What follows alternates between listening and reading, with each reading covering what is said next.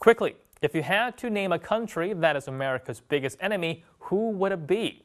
North Korea, who is always talking about shooting nukes and blowing up Washington? Maybe it's Iran with their Death to America rallies. Or how about Russia? Well, according to a new Gallup poll, none of them are considered America's #1 enemy, as that title fell to China. According to the poll, 16% of people viewed Iran as America's #1 enemy. 16% believed it was North Korea. 9% answer Russia, 7% for Iraq, 5% for Afghanistan, and 3% for Syria. However, China received a whopping 20%. The poll also found that slightly over half of respondents saw China's economic power as a critical threat to American vital interests. And now let's take a look at what Chinese Weibo users had to say about the survey. This is exactly the result that the American government wants. After decades of making China to be the monster, the public finally believes that we are the monster, even though we have been much more peaceful compared to the U.S.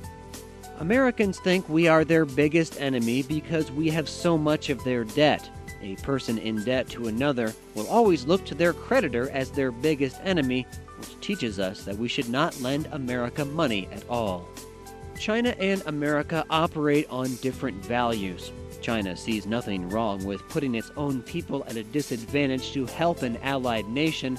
However, to America, that act is inhumane, since no government should put the interest of outsiders ahead of its own people.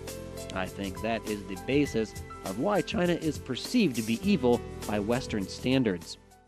Unfortunately, there aren't a lot of public opinion polls in China that's comparable to the Gallup polls. However, you can still get a sense of how the Chinese public feels about America through internet comments.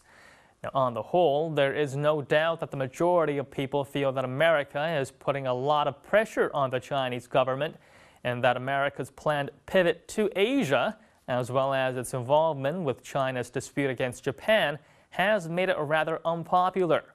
Now, I'm sure many of you might feel that Chinese internet commenters are looking through rose-colored glasses. But the truth is that people with the resources to emigrate are doing so, and their top destination remains the United States of America. And that's it for this segment of On the Radar. Next up on What's Buzzing, Weibo users buzz about a framed man imprisoned for 23 years, nasty business in a Pizza Hut kitchen, a lethal new drinking game, and an Olympic hockey match involving Justin Bieber as a bet.